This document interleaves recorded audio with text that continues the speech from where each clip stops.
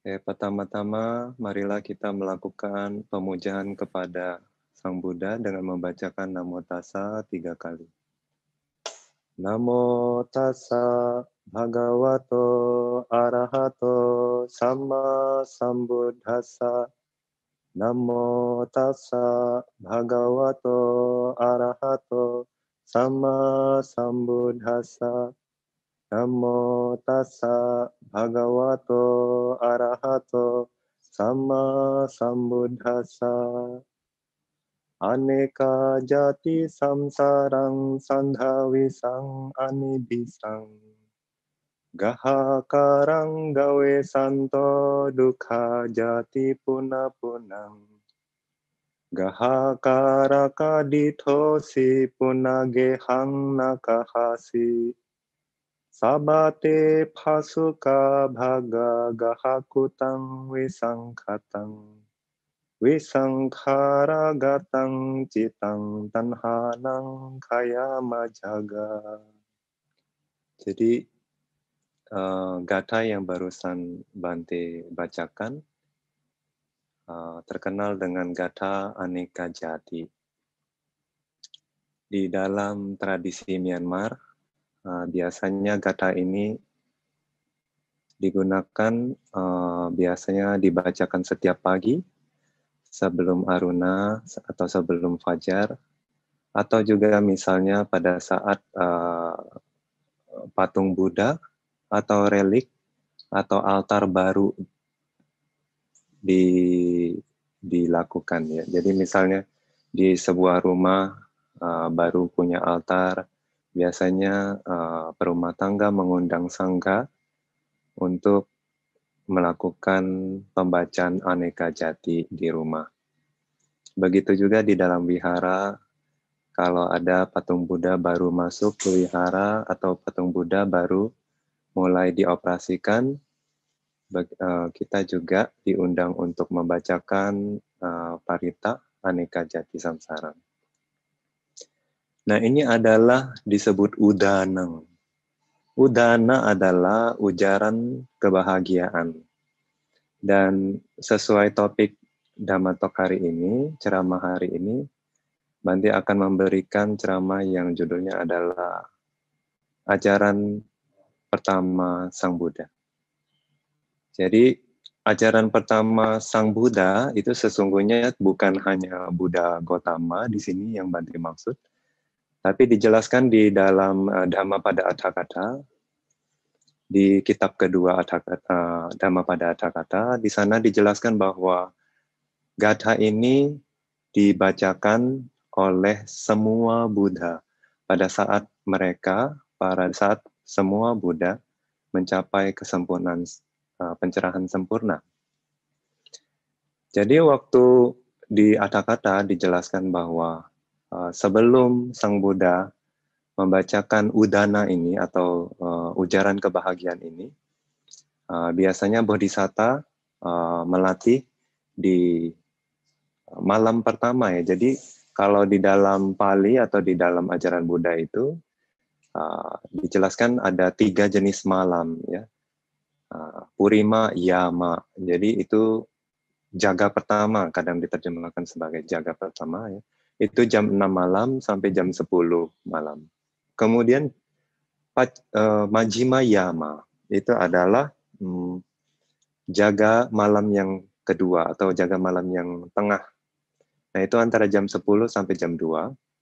Kemudian Pachima Yama itu artinya jaga malam yang ketiga atau jaga malam yang sesudahnya ya. Nah, itu dari jam 2 pagi sampai fajar menyingsing. Nah, jadi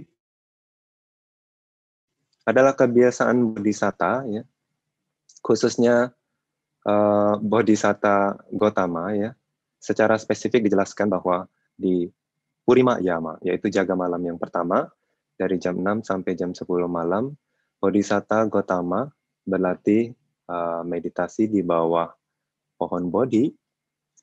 Nah, di sana beliau merenungkan tentang ratus ribuan, berjuta-juta kehidupan dengan abhinya atau kebijaksanaan atau kesaktian, yaitu melihat kehidupan masa lampau. Pubeniwasa nusati abhinyana. Nah, dengan kesaktian pubeniwasa abhinya, Bodhisatta melihat banyak kehidupan di masa lampaunya.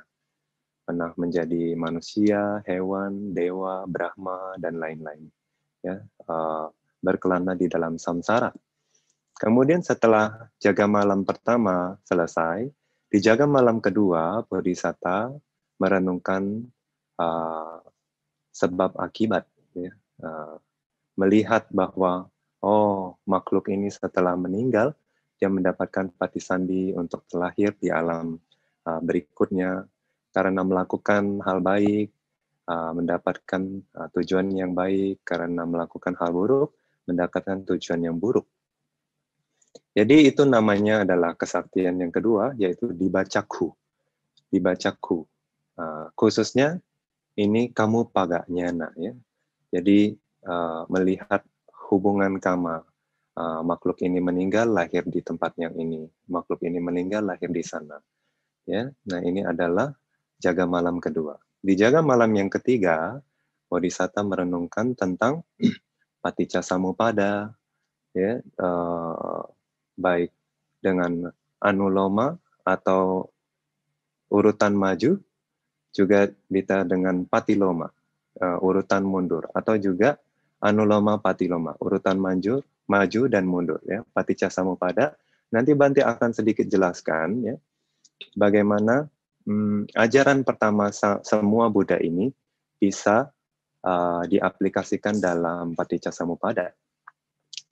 Nah, setelah Sang Buddha melihat paticca samuppada, ya, dengan cara maju, dengan cara mundur, maju dan mundur, nah kemudian Sang Buddha baru melatih vipassana. Kemudian setelah melatih vipassana dengan detil, Sang Buddha sebelum fajar, waktu itu Bodhisatta, ya, Bodhisatta mencapai pencerahan sempurna. Nah, setelah mencapai pencerahan sempurna ini, semua Buddha itu mengucapkan, ya, ujaran kebahagiaan, ya, kebahagiaan karena sudah mencapai kebudaan, ya, terbebas dari semua kilesa. Nah, semua Buddha mengucapkan ujaran kebenaran, yaitu udanang ini, ya, yaitu yang di awal Bante sudah bacakan, aneka jati samsara. Kalau host mungkin bisa tunjukkan tulisan aneka jati samsarang dalam bahasa Pali, Bante akan jelaskan bagaimana Adhakata menjelaskan gatha ini, dan juga bagaimana kita harus memahaminya.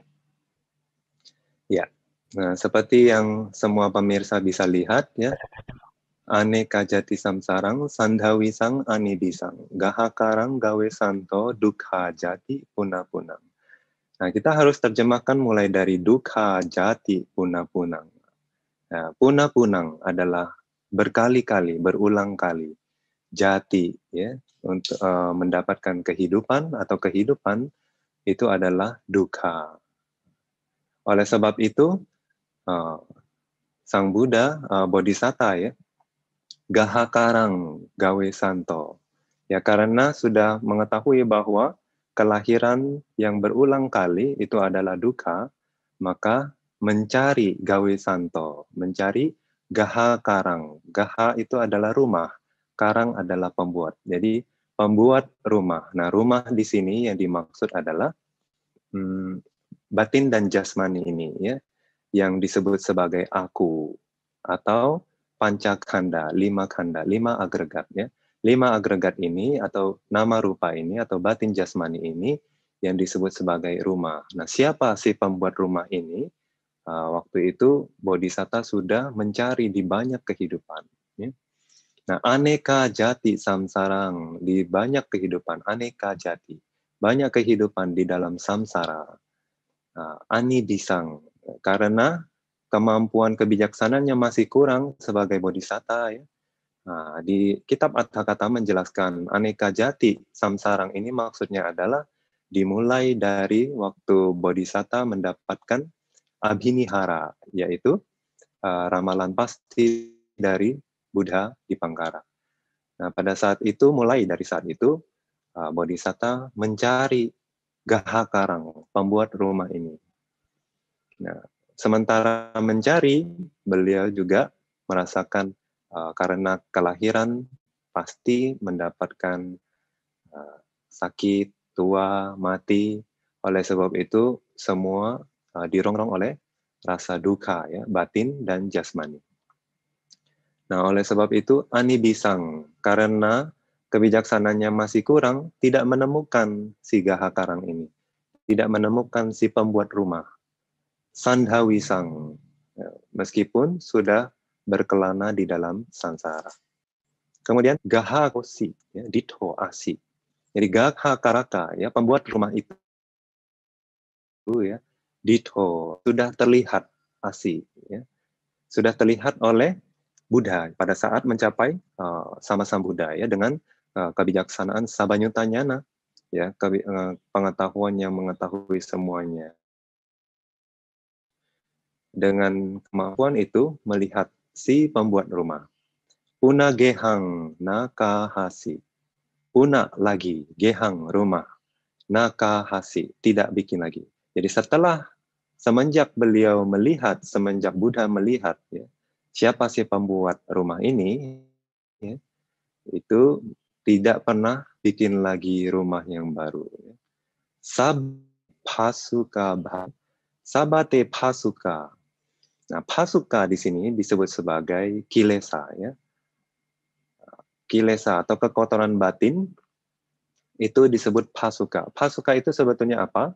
Bahasa Pali ini diterjemahkan sebagai kalau kalian di rumah atau kalau kalian perhatikan rumah-rumah kayu, di atas rumah, di lotengnya, di atap, nah itu ada tulang rusuknya yang menjadi kerangka dari atap. Nah, itu disebut pasuka, ya, atau dalam bahasa Inggris rafter.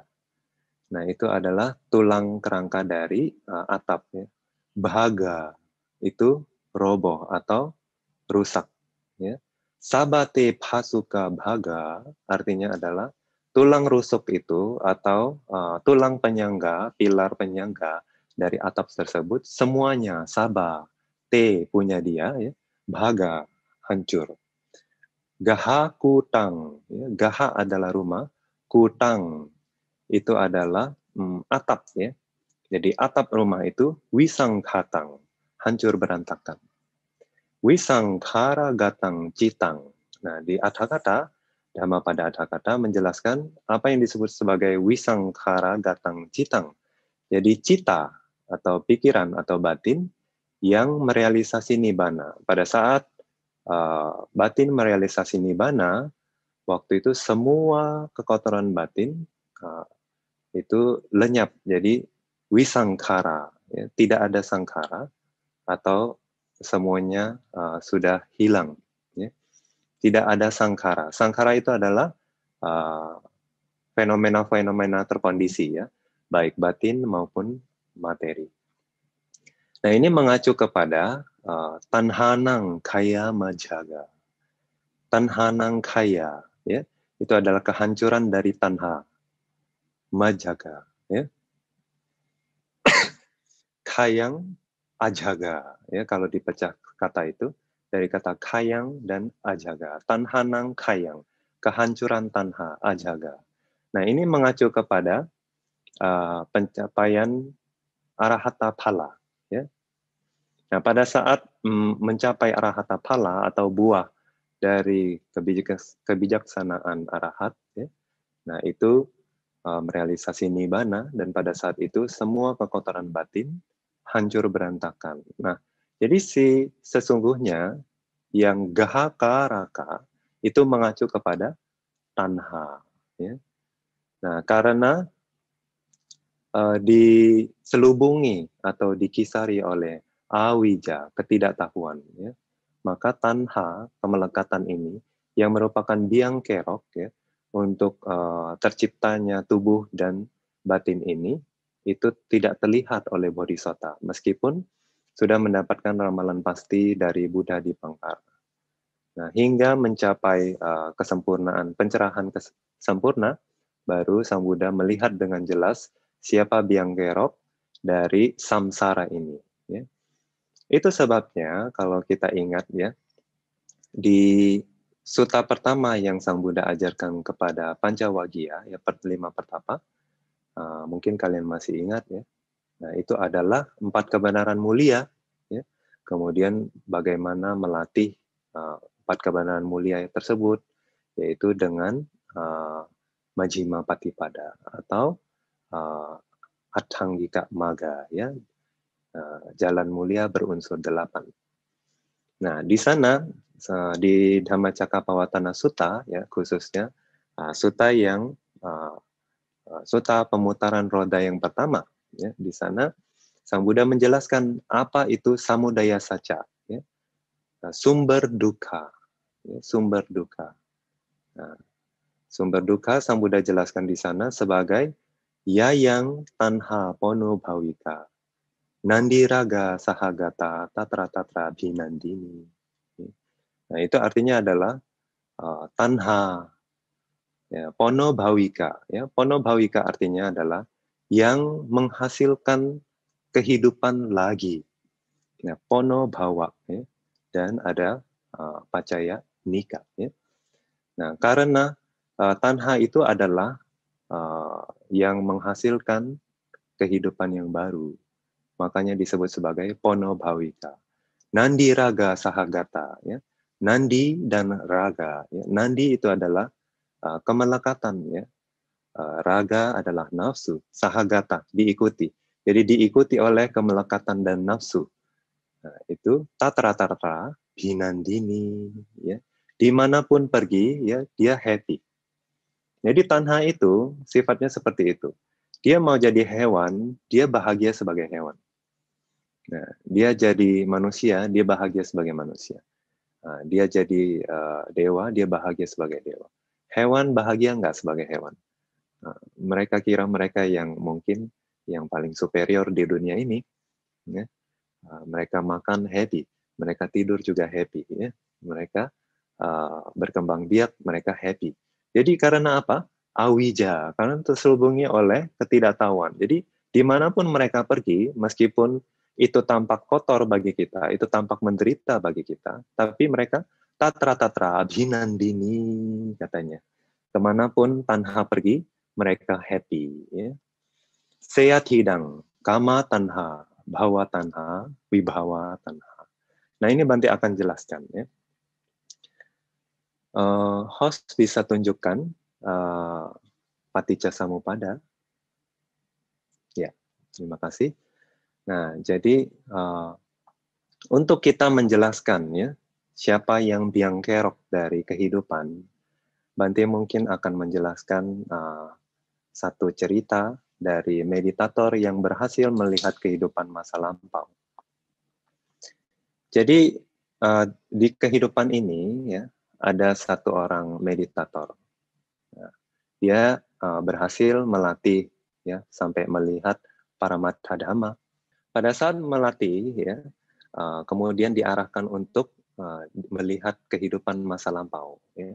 Sudah melihat Paramattha Dhamma yaitu Paramattha Rupa dan Paramattha Nama ya. Itu adalah fenomena materi hakiki, fenomena materi, fenomena batin hakiki. Ya. Nah, setelah berhasil melihat itu dengan jelas, nah, dia diarahkan untuk melihat masa lampau, kehidupan lampau. Nah, setiap kali dia berusaha melihat kehidupan masa lampaunya, yaitu masa lampau nama rupa masa lampau, ya. Nah, itu dia merasa sesak nafas. Nah, sebelumnya mungkin Bante cerita sedikit ya. Bagi kita, bagi mereka yang tidak berlatih, mungkin membedakan antara satu kehidupan dengan kehidupan yang lain, itu seolah-olah jauh. Misalnya hari ini sama besok, itu selisih 24 jam. Hari ini sama bulan depan, itu selisih 30 hari, dan sebagainya, dan sebagainya. Nah, lalu kita berpikir bahwa, oh, masa kini dan masa depan itu jaraknya jauh. Nah, tapi kalau secara paramattha, ya, masa kehidupan sekarang dan masa kehidupan yang lalu itu Yang disebut sebagai masa kini itu adalah semenjak kita memiliki kesadaran pertama di kehidupan ini. Jadi misalnya kehidupan ini kita sebagai manusia, maka kesadaran yang paling awal yang muncul di rahim ibu, karena kita manusia maka kita munculnya di rahim ibu ya. Nah, jadi kesadaran pertama itu, semenjak kesadaran pertama itu sampai waktu kita cuti cita, yaitu pada saat kita meninggal. Ya. Jadi pada saat kita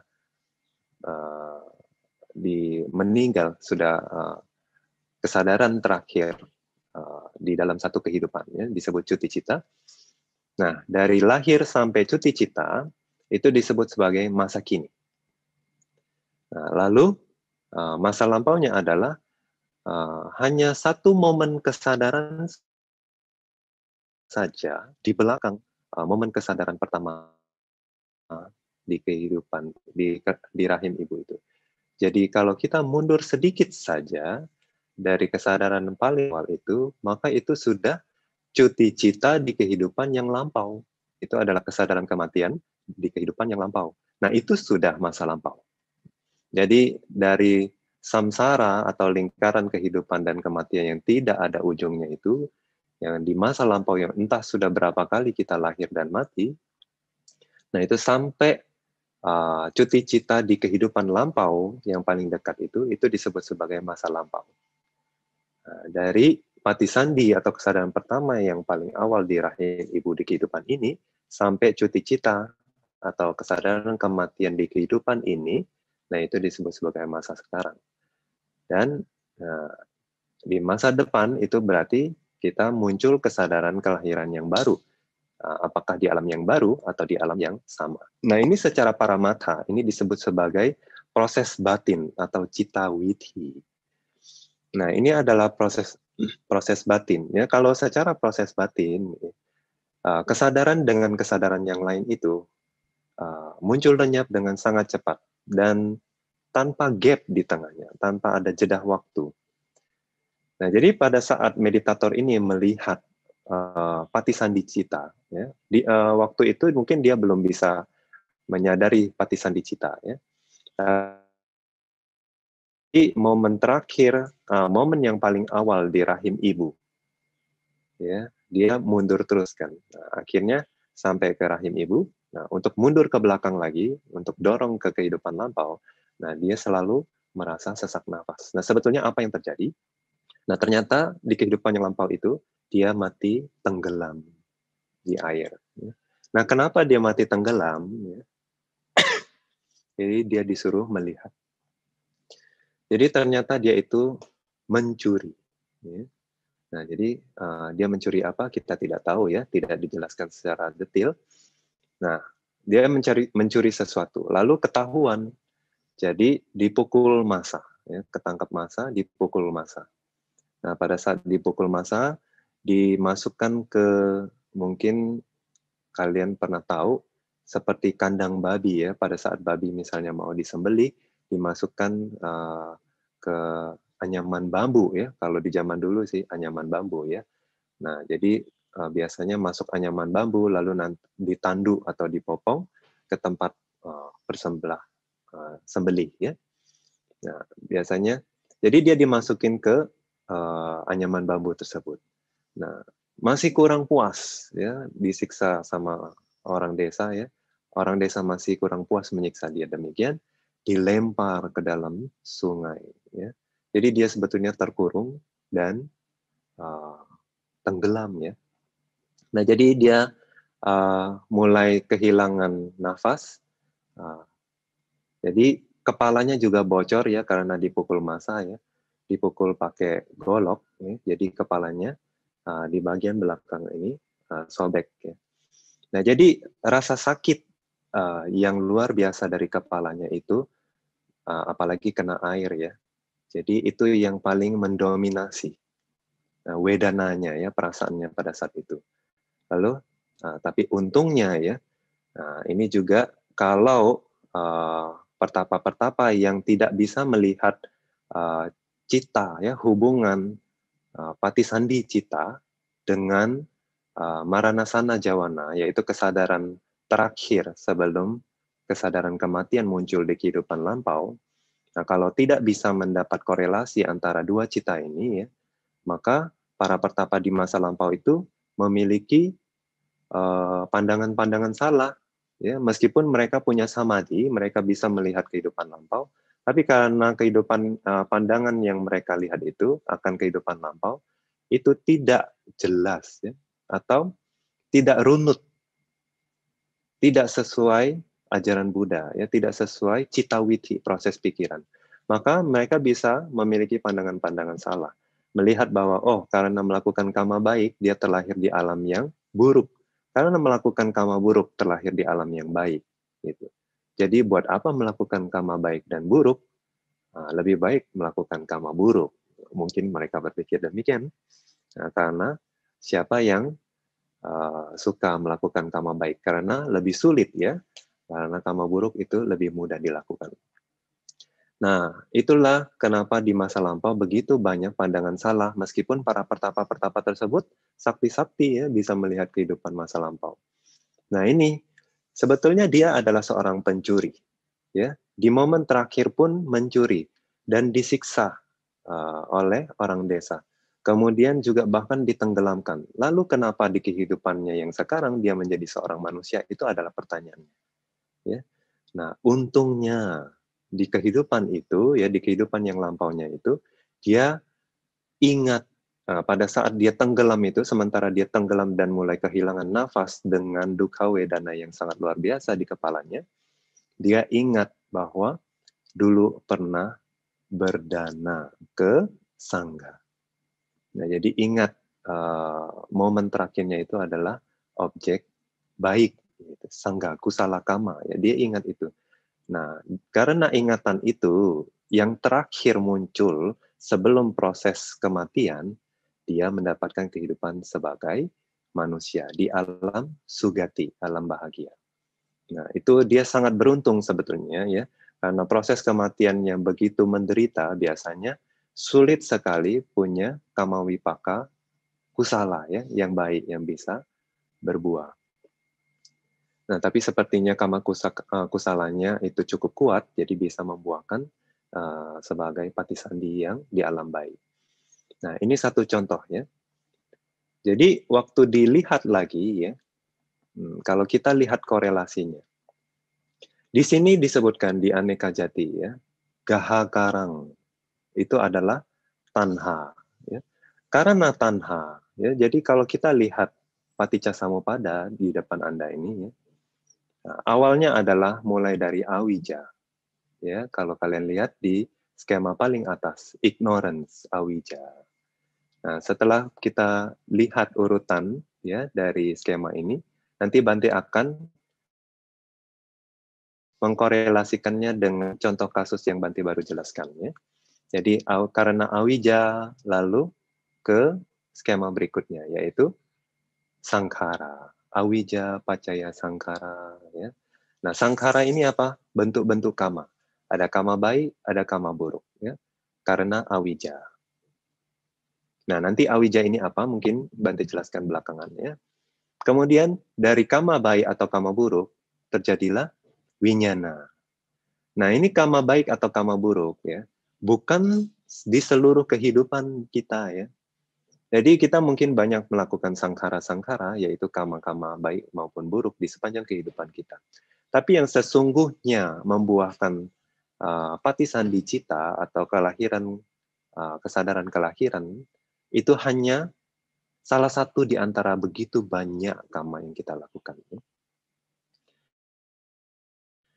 Nah, bergantung pada kama itu, yang kemunculannya adalah di momen sebelum kita meninggal, yang paling dekat, kesadaran terakhir sebelum kita meninggal, ya, yang disebut sebagai maranasana jawana. Ya. Nah, kama itu sangat menentukan kemana kita akan terlahir. Nah, makanya di dalam Paticca Samuppada dijelaskan sangkhara pacaya winyanam. Ya. Di skema berikutnya, ya, di skema yang ketiga, kita lihat consciousness atau winyana. Nah, ini yang mengacu kepada kesadaran kelahiran yang baru atau patisandi winyana, patisandi winyana. Kemudian dari Patisandi Winyana muncullah nama rupang. Ya. Karena misalnya sebagai manusia, nama rupangnya ya ada fenomena materi hakiki dan fenomena batin hakiki di momen Patisandi ya muncul berbarengan ya. Nah, mungkin tidak lengkap ya, tapi kalau seperti hantu, beberapa makhluk ya seperti Brahma, seperti dewa yang muncul secara spontan tanpa proses bertumbuh kembang dari janin atau hanya setitik cairan lalu berubah menjadi ada daging, ada indera, ada sensitivitas mata dan lain-lain. Nah, itu kan proses tumbuh berkembang ya seperti manusia dan beberapa jenis hewan gitu, hampir semua jenis hewan.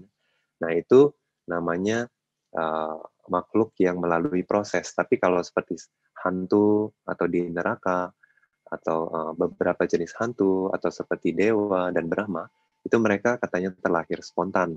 Nah, terlahir spontan berarti tubuh jasmani dan batinnya langsung utuh gitu. Nah, tapi kalau kita dari winyana, dari kesadaran pertama, itu akan berkembang jadi nama rupa. Nama rupa juga muncul hampir berbarengan ya, berbarengan dengan sahajata, dengan winyana cita ini. Nah, dari nama rupa, kalau ke skema berikutnya, ya kita bergerak searah jarum jam, yaitu nama rupa pacaya, salayatana. Nah, salayatana adalah 6 indera, ya bisa dibilang 6 indera, 6 landasan. Ya. Nah, itu adalah sensitivitas mata. Kalau untuk manusia, kita punya 6 indera. Ya. Tapi kalau untuk dewa, mereka juga 6 indera. Nah, tapi bukan berarti 6 indera lalu menjadi superior, tidak juga. Ya. Karena misalnya di alam Brahma, mereka tidak punya indera yang lengkap seperti kita, 6. Ya. 6 itu sudah yang paling lengkap. Ya.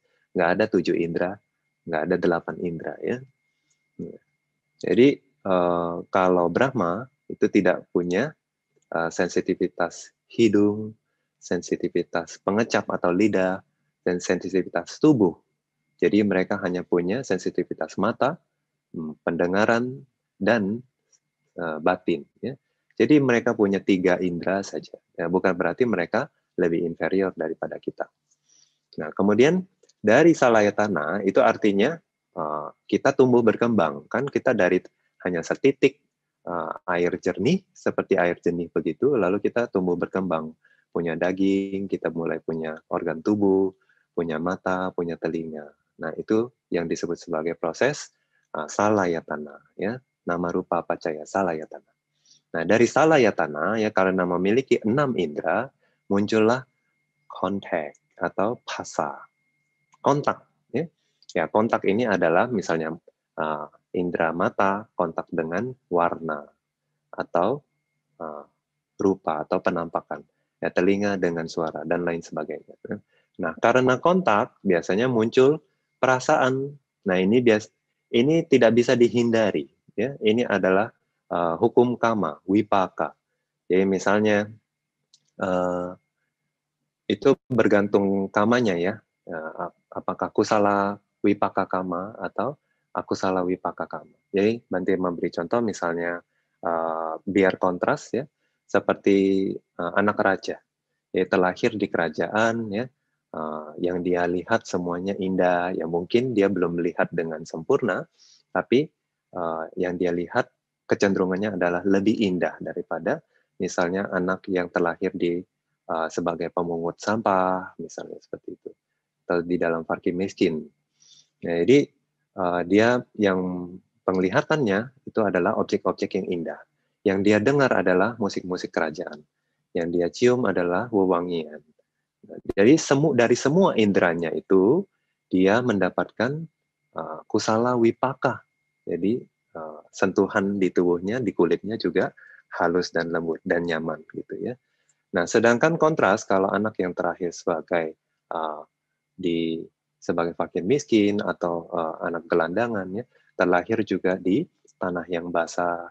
Jadi pada saat lahir pun mencium bau-bau sampah seperti itu. Jadi kain yang digunakan juga compang-camping, kotor dan kasar ya, seperti itu. Nah, ini sebetulnya bergantung dari patisandi cita ya. Patisandi cita itu mungkin kusala. Nah, tapi yang mengikuti di dalam sepanjang kehidupan itu banyak kama-kama wipaka. Ada yang membuat nyaman, ada yang mengganggu, yang membuat menderita. Ya. Nah, jadi tapi sangat penting bahwa kita terkondisi oleh patisandicita. Ya. Kalau patisandicitanya bagus, maka kama-kama kusala kama yang membuat nyaman itu mempunyai kondisi yang lebih baik untuk berbuah. Nah, tapi kalau patisandicita kualitasnya tidak baik, maka aku salah wipaka itu lebih cenderung untuk terkondisi, untuk berbuah. Ya. Nah, jadi kontak karena memiliki indera, ya terjadilah kontak. Jika karena kontak terjadi perasaan. Nah, ini tidak bisa dihindari. Nah, kalau kita bisa mengendalikan di momen ini, ya, pada saat kita merasakan sebuah pengalaman, kita tidak bisa menghindari. Pagi-pagi kita bangun pagi, kita dengar suara tabrakan misalnya, buer. Atau ada orang pagi-pagi mencium bau bunga, atau pagi-pagi mendengar kicauan burung. Nah, ini adalah kusala wipaka secara general kita bisa bilang, ya. Nah, itu adalah kusala wipaka berbuah. Bahkan setelah bawangga cita, setelah bangun pagi gitu ya.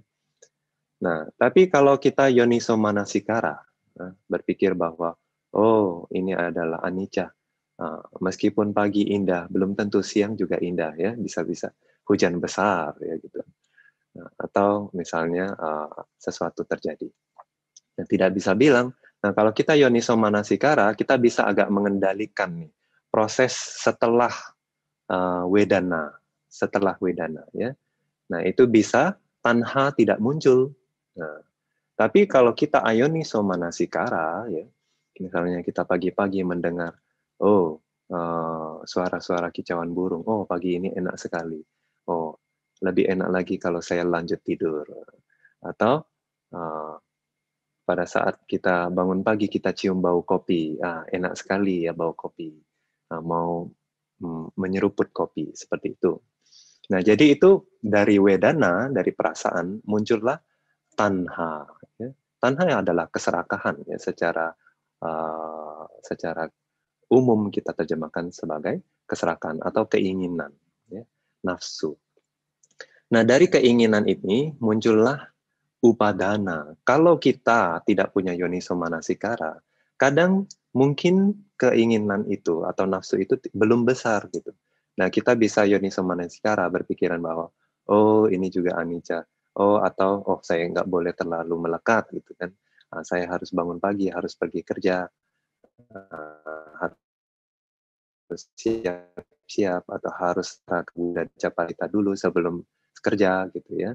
Nah, ini adalah yoniso manasikara, maka tanha pun kita bisa kendalikan. Nah, tapi kalau kita lupa diri ya, tanha berkembang jadi kemelekatan ya, atau mencengkram, pingin. Setiap hari pengennya seperti itu. Setiap hari pengennya bangun pagi dengar kicauan burung, cium bau kopi atau cium bau masakan, siap makan ya. Nah, karena upadana ya, karena kemelekatan yang kuat tersebut, lalu muncullah bahwa ya atau becoming. Becoming di sini artinya menjadi. Maksudnya menjadi apa? Yaitu setiap hari pengennya seperti itu, menjadi manusia yang sama atau bahkan menjadi lebih superior dari yang sebelumnya ya. Nah, ini nanti kita sambungkan dengan yang tadi Dhammacakkappavattana ya, disebutkan sebagai kama tanha, bhava tanha, vibhava tanha. Nah, itu nanti Bante jelaskan ya lebih lanjut dengan mungkin bahasa yang lebih sehari-hari. Nah, nanti dari bhawa ini, nah, jadi waktu melekat ya, dia akan mengusahakannya. Dia akan mengusahakan kehidupan yang sama, konstan. Ya. Atau dia mengusahakan mimpinya. Bahwa setiap hari harusnya seperti itu, atau mungkin harusnya lebih baik daripada itu. Ya bukannya berarti kita tidak bisa mempunyai sebuah pengharapan, gitu. Tapi apakah pengharapan itu dilandasi oleh cetana yang baik, atau hanya untuk menikmati kesenangan indera, gitu ya, atau menikmati samsara. Nah itu akan mengumpulkan banyak akusala kama, akumulasi di dalam satu kehidupan. Ya. Nah, jadi waktu mengusahakan itu, ya mungkin dia melakukan kama yang baik, atau ada mungkin juga dia melakukan kama yang tidak baik. Jadi kama baik maupun tidak baik itu akan menjadi bhawa. Bhawa adalah menjadi. Ya. Dia mengusahakannya intinya, ya, melakukan sesuatu. Nah, dari kama baik dan kama buruk tersebut, nah ini akan membuahkan jati lagi, lahir lagi dia. Ya. Karena kenapa lahir? Karena dia mau lahir, bukannya tidak mau. Ya. Kan, mungkin ada ya orang, saya tidak mau lahir, tapi bukan berarti dengan keinginan itu kita tidak akan terlahir lagi.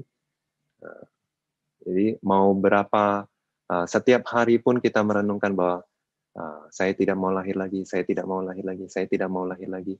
Nah, tapi karena misalnya kalau kita ingin menyalakan api, tapi kita tidak mengusahakan panas, apakah bisa nyala api? Tidak akan bisa. Ya, jadi ada penyebab dari berhentinya kelahiran. Penyebab berhentinya kelahiran bukan karena keinginan untuk tidak lahir, hanya keinginan untuk tidak lahir. Jadi berpikir bahwa saya tidak ingin lahir, saya tidak ingin lahir, saya tidak ingin lahir, itu tidak akan menghentikan kelahiran. Ya. Nah, karena si biang keroknya siapa? Nanti ya kita lanjutkan skema berikutnya. Jadi setelah lahir lagi, kita mendapatkan apa? Aging and death, ya, jara marana. Ya, tidak hanya jara marana sebetulnya, soka paridewa dukha domana supayasa sambhawanti. Ya. Nah, itu di dalam Paticca Samuppada, khususnya di Vibhanga Adhakata, ya, kitab kedua dari Abhidhamma, di kitab penjelas maknanya, di Adhakata Vibhanga Samvinodani.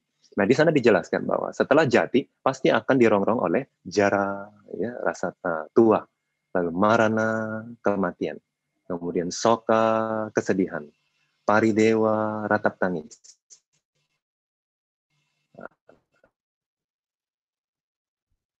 dukkha, penderitaan batin, upayasa, ya, kayak putus asa begitu, ya, udah give up. Jadi setelah putar, maka kalau tanpa yoniso manasikara atau tanpa merealisasi apa yang harusnya direalisasi, maka itu balik lagi skemanya, akan berputar lagi awija pacaya sangkara, sangkara pacaya winyanam, kemudian jara maranang, kemudian awija lagi. Nah, semakin pekat, semakin pekat. Nah, ignorance atau awija, ketidaktahuan. Jadi sebetulnya apa yang kita harus tahu? Jadi di mana linknya yang kita harus putus rantai ini? Nah, itu biang keroknya adalah tanha. Ya. Buddha bilang, gaha karang gawe santo dukha jati punah punang. Ya. Pada saat gaha karaka ditho si punage hang nakahasi. Jadi pada saat gaha karang itu terlihat, ya, si pembuat rumah itu terlihat, maka punagehang nakahasi. Ya.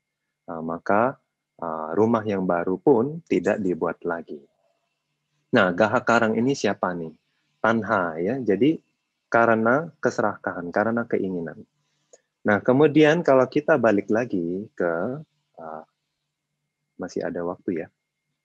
Jadi kalau kita balik lagi ke Dhammacakkappavattana Sutta, di sana dijelaskan apa itu dukkha samudaya arya sacang, ya. Jadi sumber dukkha, yaitu seyat hidang kama tanha bhava tanha vibhava tanha.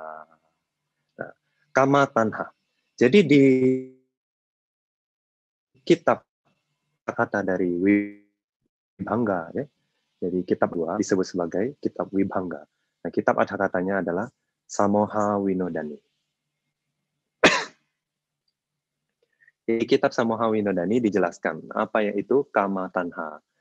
Kama tanha adalah kama, itu adalah indra, ya. Objek-objek indra. Objek-objek kesenangan indra disebut sebagai kama. Ya, tanha itu adalah keinginan atau nafsu. Nafsu akan ingin menikmati kesenangan-kesenangan indra. Nah, dari 6 indra, ya, tentunya tidak hanya mata, telinga, dan lain-lain. Kemudian bhawa tanha. Nah, bhawa tanha ini apa? uh, keinginan untuk menjadi. Nah, kalau kama tanha misalnya, kalau di kehidupan sehari-hari itu kita ingin rasa manis, kalau kita suka rasa manis, rasa gurih kalau kita suka rasa gurih gitu ya. Nah, kita kan mencari ya, longing ya, long for. Kita menginginkan untuk menikmati hal-hal tersebut. Atau kita suka nonton YouTube ya, atau kita suka ya, YouTube maksudnya bukan dhamma ya, kalau dhamma ya sadhu, sadhu, sadhu.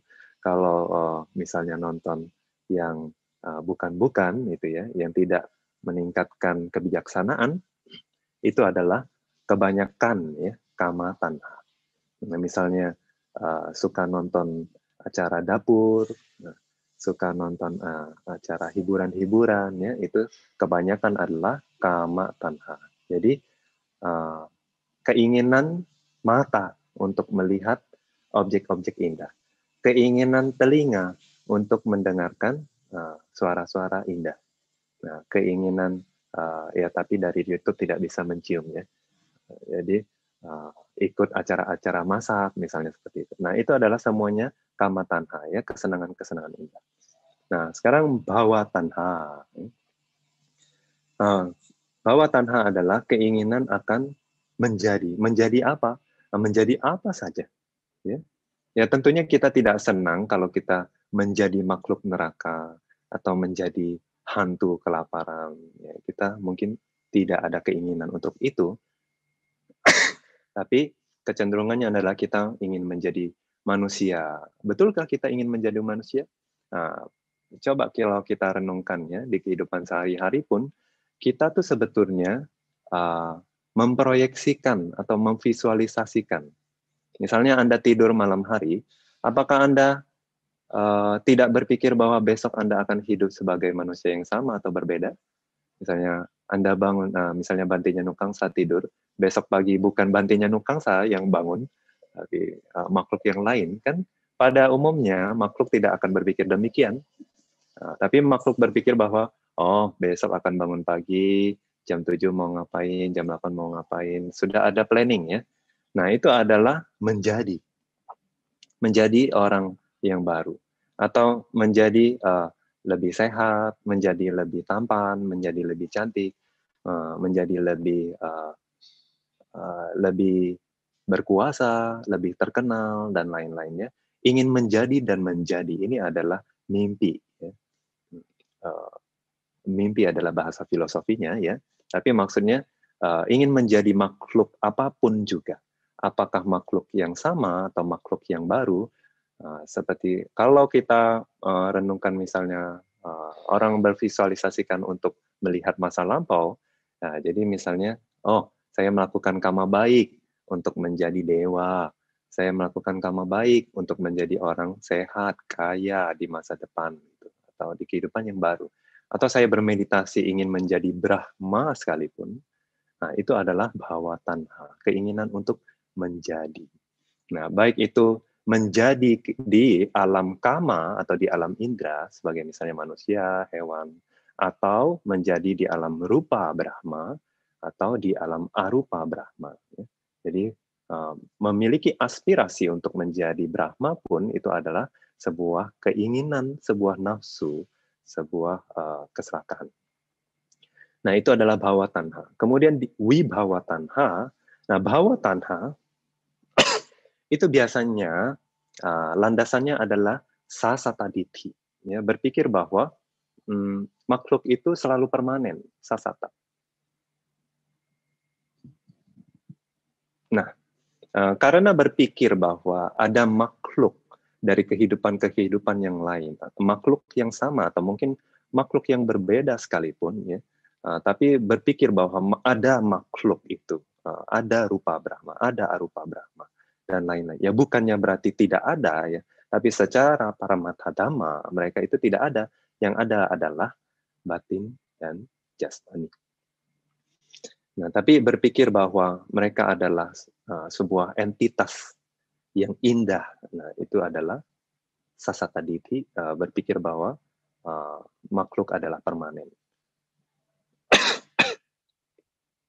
Kemudian Wibhawa Tanha. Nah, Wibhawa Tanha ini adalah disebabkan oleh Uccheda Ditthi. Uccheda Ditthi. Ya. Uccheda Ditthi adalah nihilism. Ya. Berpikir bahwa tidak ada kehidupan. Ya. Setelah kehidupan ini, tidak ada kehidupan. Nah, mungkin umat Budi sekalian bingung ya.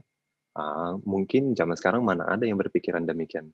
Jangan berpikir demikian ya. Ada ajaran-ajaran tertentu yang punya pandangan salah bahwa tidak ada masa depan, tidak ada masa lampau, hanya ada masa kini. Mungkin mereka berpikir bahwa mereka diciptakan oleh makhluk tertentu, karena kehendak makhluk tersebut mereka hidup di masa kini. Nah, masa depan itu bergantung pada keputusan di akhir gitu. Nah, itu Wibhawa Tanha. Atau misalnya umat Buddhis sekalipun ya berpikir bahwa oh, saya tidak mau lahir lagi. Saya tidak mau lahir lagi. Nah, ini kalau itu tidak diikuti pemahaman akan hukum karma atau tidak pernah memahami akan abhidhamma yang diajarkan Sang Buddha ya, apalagi tidak pernah melihat nama rupa, biasanya mereka bisa berpikir bahwa oh, saya tidak ingin lahir lagi. Tapi meskipun mulia ya berpikir bahwa oh, dengan tidak lahir lagi saya mungkin lebih bahagia. Nah, sebetulnya ajaran Buddha sendiri bukankah mengajarkan untuk tidak lahir lagi, Bhante? Mungkin bisa Anda bertanya demikian. Untuk menghentikan samsara adalah tidak lahir kembali, sama saja. Tapi ya pemahaman ajaran Buddha itu berdasarkan hukum karma, hukum sebab akibat. Karena tidak ada sebab, maka tidak ada akibat. Nah, sedangkan Wibhawa Tanha ini bukan diikuti oleh pemahaman akan hukum karma, hukum sebab akibat, tapi hanya sekedar bahwa habis kehidupan ini semoga tidak ada kehidupan lain. Nah, semata-mata berharap demikian tanpa sebabnya tidak akan terjadi. Nah, makanya ini disebut sebagai pandangan salah. Nah, di kehidupan ini ya, bukankah di sepanjang hari ya, kebanyakan orang itu ya kisarannya adalah kalau tidak nafsu akan objek-objek indera atau kita punya cita-cita ingin jadi ini, ingin jadi itu, ingin jadi dewa, atau tidak ingin menjadi sekalian. Misalnya kayak orang mau bunuh diri gitu. Orang bunuh diri itu mungkin berpikir kalau sudah selesai penderitaannya di kehidupan ini, maka bahagia gitu ya. Nah, itu bisa jadi dilandasi oleh Wibhawa Tanha. Nah, bukankah hampir semua makhluk itu kayak terpenjara ya di dalam pandangan salah ini, kama tanha, bhawa tanha, wibhawa tanha ya. Bhante tidak melihat makhluk yang terbebas dari tanha-tanha ini ya. Nah, kecuali lalu bagaimana kita bisa memotong si tanha ini, si gahakaraka ini ya. Nah, itu adalah satu-satunya cara untuk memotong paticca samuppada ini adalah memotong awija. Ya. Menghancurkan ketidaktahuan. Tidak. Wija tahu. Wija tidak tahu. Ketidaktahuan. Nah, tidak tahu apa, Bante? Ya, Buddha menjelaskan bahwa tidak mengetahui catu saca. Ya, 4 kebenaran mulia. Kebenaran mulia yang pertama, kebenaran mulia tentang penderitaan. Kemudian, sumber penderitaan atau penyebab dari penderitaan. Kemudian, lenyapnya penderitaan dan jalan menuju lenyapnya penderitaan. Nah, lalu bukankah hampir semua umat Buddha sering mendengar Dhammacakkappavattana Sutta yang Buddha menjelaskan apa itu 4 kebenaran mulia, Bhante? Lalu kenapa kita masih saja di dalam samsara ini belum mencapai pencerahan apapun, Bhante? Nah, jadi ya, dijelaskan bahwa ada yang namanya Sutta Mayapanya, Cinta Mayapanya, dan Bhavana Mayapanya. Sutta Mayapanya ya dari kata sutta artinya adalah mendengar. Nah, tapi zaman sekarang kita belajar tidak hanya dengan mendengar, tapi kita bisa membaca. Ya. Jadi intinya adalah kebijaksanaan yang diperoleh dari membaca atau mendengar. ya, dari belajar. Nah, ini hanya sekedar superficial atau di permukaan saja. Nah, nanti ada cinta mayapanya, ya, itu adalah kebijaksanaan yang lebih uh, terlatih gitu ya. Nah, setelah apa yang dipelajari itu direnungkan gitu, ditelaah dengan kebijaksanaan pribadi, lalu mengambil sebuah kesimpulan yang belum tentu benar. Ya.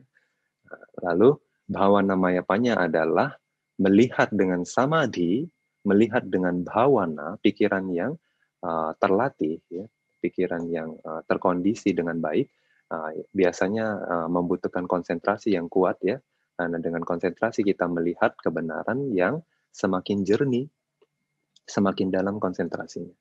Nah, dengan konsentrasi melihat kebenaran, nah kebenaran itu ya bisa jadi bhawana mayapanya. Loh, kok bisa jadi, Banti? Belum pasti berarti. Ya, belum pasti. Ya. Lalu supaya pasti gimana?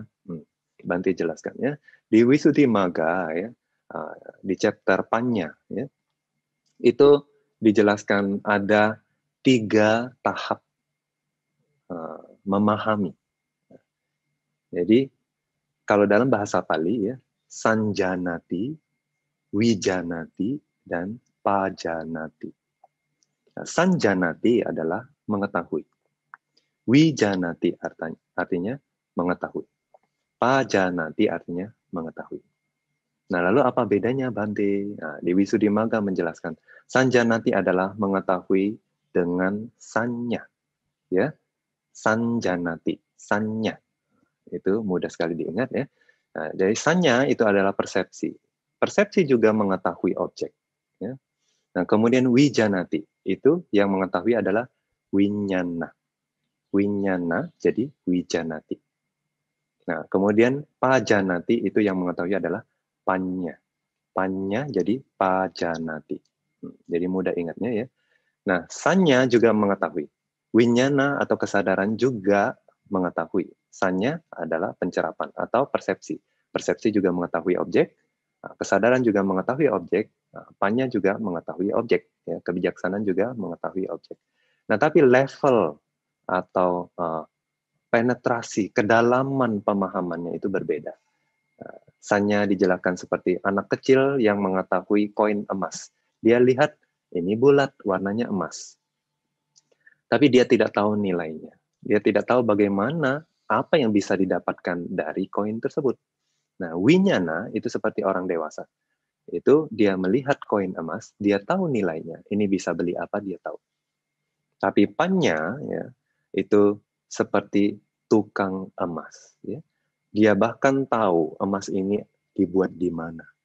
Berapa persentase emasnya. Jadi sesungguhnya nilai yang pasti adalah berapa.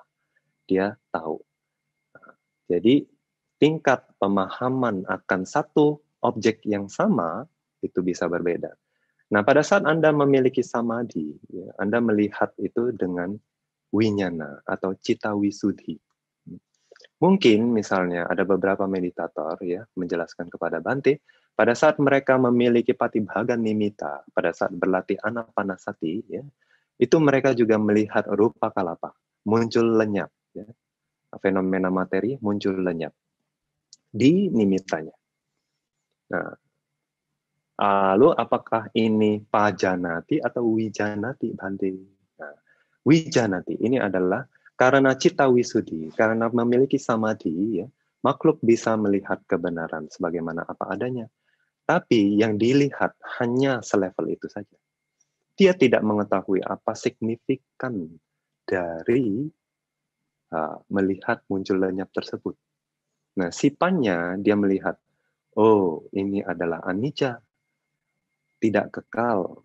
Fenomena materi adalah tidak kekal. Nah, lalu kalau fenomena materi tidak kekal, ya, apa signifikannya? Apa hubungannya sama saya? Gitu. Nah, makanya di dalam Vipassana itu Visuddhimagga menjelaskan begitu banyak. Sesungguhnya Visuddhimagga ya adalah kompilasi, ya, ringkasan dari semua ajaran Buddha. Dari banyak sutta kutipan itu diambil, kemudian dirangkum di dalam Wisuddhimagga. Jadi banyak cara melihat, cara berlatih vipassana ya. Nah itu kenapa Bante kita harus begitu banyak melatih cara-cara ini gitu loh. Untuk apa? Karena kita tidak tahu kilesa kita itu di mana, kemelekatan yang paling kuat, kecenderungan kita itu apa gitu. Nah, itu sebabnya apakah objek internal, apakah objek eksternal, apakah objek lampau, ataukah objek masa kini atau masa depan. Atau apakah kemelekatan yang muncul dari mata, telinga, hidung, lidah, atau batin.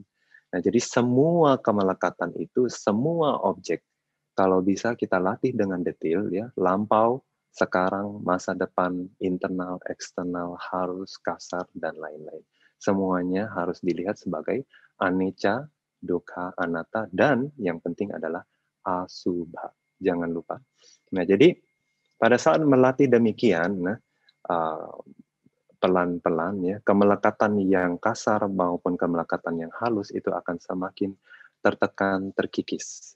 Nah, mungkin prosesnya kalau Bante kasih tahu, analogikan ya, kalau Bante analogikan itu seperti Anda merasakan trauma, mungkin kalau Anda yang pernah merasakan trauma, misalnya pada saat Anda, mungkin beberapa di antara umat Buddhis pernah merasakan samvega, atau desakan spiritual, atau pencerahan kecil akan spiritual. Jadi misalnya Anda melihat, teman-teman sudah mulai meninggalkan dunia, ya, khususnya umat-umat yang cukup berumur gitu ya, teman-teman yang dulunya main bersama, satu persatu pergi, atau keluarga satu persatu pergi, atau di dalam kehidupan rumah tangga, ada yang tidak harmonis, ada yang pisah rumah, ada yang menyelesaikan kehidupan rumah tangga, terus ada anak yang meninggal, ada sakit ini, sakit itu, kayaknya padahal sudah berusaha hidup sehat, hidup sesuai dhamma,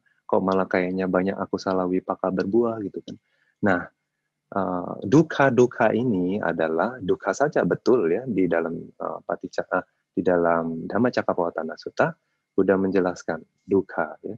Hidup adalah dukkha, sakit adalah dukkha. Nah, itu adalah dukkha saja yang paling nyata yang bisa kita lihat dalam kehidupan sehari-hari. Nah, itu mungkin melihat beberapa pengalaman itu membuat Anda jadi muak dengan kehidupan ini. Nah, apakah saya harus? Apakah memang ini jalannya, bahwa saya harus melewati ini? Bahwa waktu kecil, habis kecil, saya dibesarkan, lalu saya sekolah. Nah, waktu sekolah, saya selesai SD, SMP. Habis SMP, SMA. SMA kuliah. Habis kuliah kerja. Habis kerja nanti pelan-pelan kartu undangan datang ke rumah. Ya. Nah, satu persatu teman-teman menikah. Lalu di saat pernikahan, kapan waktu kamu? Kapan giliran kamu? Ada yang sudah punya anak, kapan giliran kamu punya anak, gitu kan biasanya. Nah, itu adalah kecenderungan samsara kita. Ya. Kita cenderung berkumpul dengan orang-orang yang memiliki kecenderungan yang sama. Dan kita suka menarik orang-orang di sekitar kita untuk masuk dalam komunitas kita. Khususnya yang memiliki kecenderungan yang sama. Betul atau tidak? Nah, Anda lebih tahu. Ya. Jadi di acara-acara resepsi seperti itu, bukankah Anda sering ditanya demikian? Lalu itu yang menjadi keterdesakan Anda berpikir bahwa, mungkin sudah waktunya saya juga melakukan resepsi. Ya. Setelah itu Anda berarti terkondisi kan oleh lingkungan Anda, bukan karena kemauan Anda. Seringkali begitu.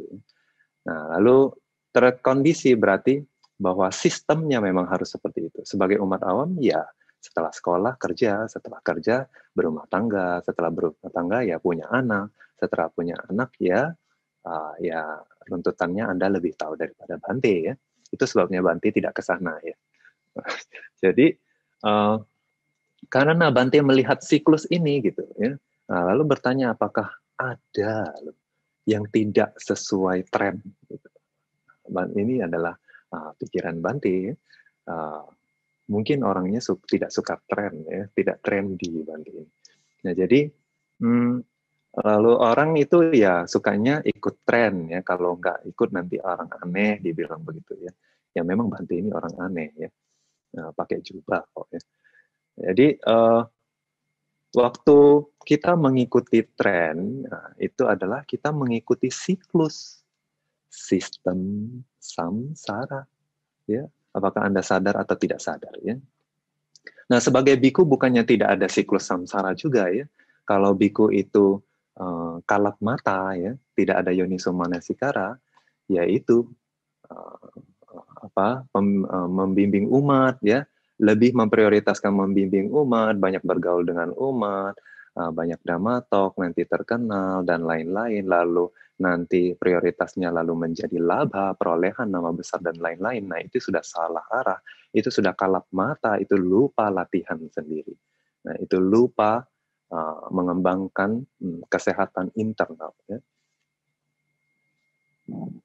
Jadi siapapun Anda, kita punya kewajiban tanggung jawab masing-masing ya. Kita punya kewajiban untuk selalu eling, selalu sadar apa yang menjadi prioritas kita, apa yang menjadi tujuan hidup kita. Nah, dimanapun ada duka, dimanapun tanha abhinandini, ya tanha itu dimanapun dia senang, ya hati-hati ya. Tanha akan ikut dimanapun Anda pergi. Nah, kemudian jadi bagaimana Bhante kita ini lepas dari lingkaran yang mencengkeram, yang kayaknya susah gitu lepas dari sistem ya. Nah, yaitu untuk melihat kebenaran. Melihat kebenaran itu pada saat Anda muncul samwega, ya, pada saat Anda lihat bahwa samsara ini begitu duka dan Anda seperti terkurung di dalamnya, nah apa yang terjadi dengan kondisi batin Anda? Anda seperti trauma ya, seperti samwega. Itu disebut sebagai samwega atau desakan batin. Ada atau yang mungkin bahasa trennya sekarang adalah insight, ya, small insight. Ya, itu adalah pencerahan kecil. Nah, itu yang ini penting, ini yang signifikan. Maksudnya setelah proses itu, Anda mungkin berubah secara signifikan. Jadi dalam arti yang tadi Andanya menjalankan sila, itu karena merasa bahwa umat Buddhis memang seharusnya menjalankan sila, lalu tapi pada saat Anda merealisasi ajaran Buddha di kehidupan sehari-hari, Anda berpikir memang kalau memang saya ingin lepas dari samsara, maka ini adalah indispensable. Ya. Jadi memang sudah seharusnya dilakukan. Nah, lalu misalnya meditasi yang tadinya kira bahwa, oh kalau meditasi lalu jadi sehat, kalau meditasi itu jadi batinnya tenang. Nah, setelah Anda melihat bahwa dukanya samsara ini, meditasi itu naik ke level berikutnya jadi sebuah kebutuhan bagi Anda. Jadi prioritas bagi Anda. Jadi trauma ini merubah pola pandang Anda. Ya. Dari pola pandang, maka yang berubah apa? Cara berpikir Anda, cara berbicara Anda, cara Anda bermata pencarian, cara Anda bersikap. Nah, makanya di dalam sebetulnya ini sudah sesuai dengan ajaran Buddha ya. Di dalam Dhammacakkappavattana Sutta, Buddha mengajarkan bagaimana keluar dari samsara, Atthangika Magga. Yaitu yang pertama apa? Samadhi.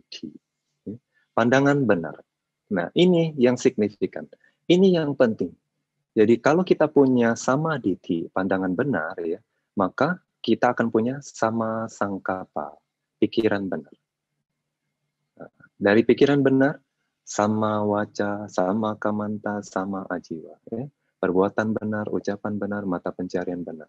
Nah, dari situ wirya benar, ya, sama wayama, sama sati, sama samadhi. Nah, waktu merasakan bahwa meditasi itu adalah sebuah kebutuhan, Anda akan mengusahakannya. Waktu merasa bahwa melakukan kusala adalah indispensable, tidak bisa tertidak, nah itu Anda akan mengusahakan untuk mengkondisikan pikiran Anda sebanyak mungkin kusala. Nah, kemudian itu sama wayama. Kemudian Anda berusaha punya sama sati, ya. Anda mulai meditasi adalah sebuah kebutuhan, Anda meditasi. Kemudian pelan-pelan dengan semakin besar samwega, maka itu adalah pengkondisi yang kuat untuk mencapai sama samadhi. Jadi semakin kuat samadhi, maka yang di bawah Arya Atthangika Magga itu, yang di bawah itu akan terkondisi.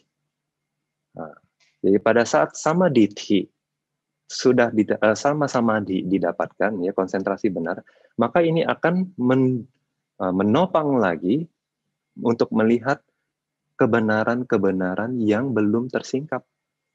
Jadi samadhi-nya akan semakin kuat.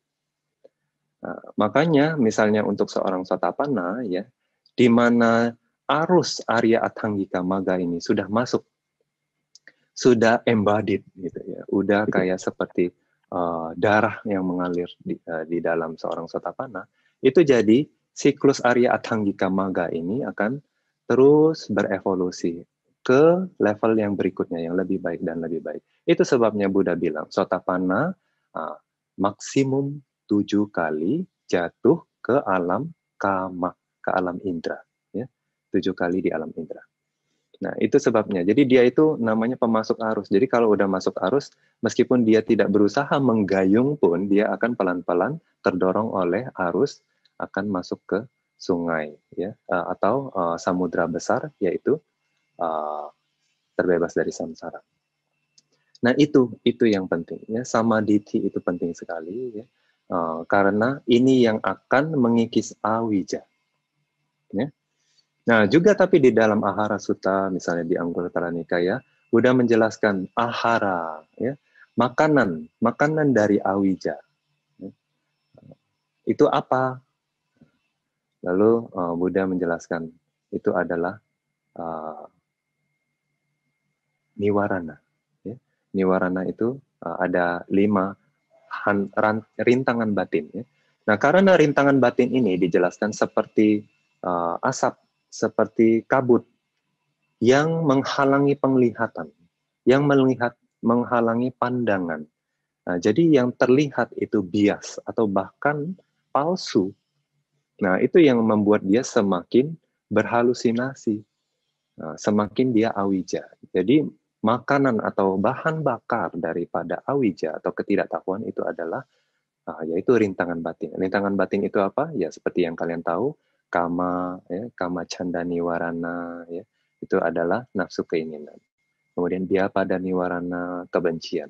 Kemudian tinamida malas dan lembam, udaca kukuca ya sesal dan kegelisahan, ya, wicikica keraguan. Ya, di saat kilesa-kilesa, intinya ya ini adalah kilesa, ya. Semua kilesa, pada saat semua kilesa muncul, ini adalah bahan bakar untuk menjadi semakin tidak tahu kebenaran. Jadi pada saat kilesa muncul, ya kita tidak melihat kebenaran, intinya begitu. Nah, jadi untuk itu dijelaskan di Wisuddhimagga, lawan dari kilesa-kilesa ini, yang pihak oposisinya apa dari niwarana ini? Itu adalah witaka, wicara, piti, sukha, ekagata. Nah, singkat kata, witaka, wicara, piti, sukha, ekagata ini adalah apa? Faktor jana. Jadi waktu kita punya samadhi, samadhi itu menepis kabut ini. Ya, menghilangkan kabut ini, menipiskan kabut ini. Semakin kuat samadhi, maka hambatan atau rintangan batin ini, si awija ini, semakin tidak mendapatkan bahan bakarnya. Nah, gitu. Nah, tapi bukan berarti dengan samadhi saja kita itu bisa melihat kebenaran sebagai yang mana tadi, wijanati itu adalah samadhi. Ya. Level puncak dari wijanati itu adalah samadhi. Nah, tapi kita harus tetap merenungkan dhamma yang kita lihat dengan samadhi itu dengan yoniso manasikara, yaitu berwipasana merenungkan anicca dukkha anatta asubha. Nah, itu dengan panya. Jadi kita harus tahu signifikannya dari apa yang kita lihat dengan samadhi itu, dampaknya untuk kita, gitu. Nah, hubungannya, sebab dan akibatnya. Nah, itu semua yang kita perlu renungkan dengan mendalam. Nah, itu yang akan mengikis si awija ini.